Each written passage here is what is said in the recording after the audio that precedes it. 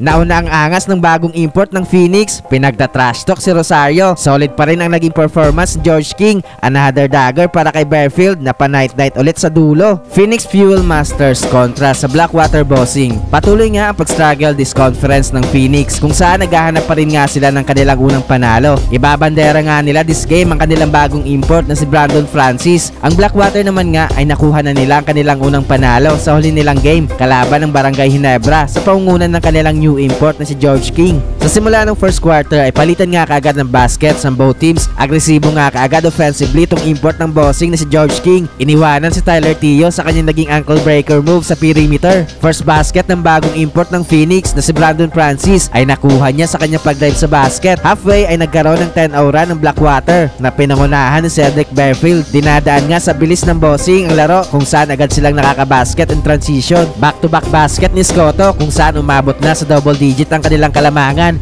Naging pamatay sunog naman itong 4-point shot ni Perkins. Nagbigay nga yan ng spark sa opensa ng Phoenix kung saan nagpaparamdam na din ang kanilang rookie na si Kai Balungay. Natapos ang opening frame sa score na 27-23, 4-point lead para sa bossing. Second quarter ay naging back and forth ulit ang opensa ng dalawang kupunan kung saan nagcapitalize ang both teams sa 3-point shooting. Another 4-point shot para sa Phoenix. Ngayon naman nga ay galing kay RR Garcia. Nakuha na nga ng Fuel Masters ang kalamangan papasok ang halfway mark kung saan unti-unti nang nakukuha ni Brandon Francis sa kanyang rhythm sa opensa. Patuloy naman ang pagiging agresibo ni Bearfield sa kabila at umaambag na din sa kanilang opensa si Troy Rosario. Hindi nga nagkakalayo ang score ng both teams kung saan palitan ulit ang basket late sa quarter. Nabawi na nga ng Blackwater ang kalamangan sa 1-minute mark matapos ang corner 3-point shot ni Bearfield na sinundan naman ng 4-point shot ni George King. 12 to nothing run para sa bossing patapos ang quarter para magbigay sa kanila ng 6-point lead after ng first half, 64-58. Third quarter ay naging mainit nga kaagad ang outside shooting ni Bearfield sa kanyang 2 out of 2 shooting sa 3-point line early in the quarter. Tina-trash talk na at inaangasan ng import ng Phoenix si Rosario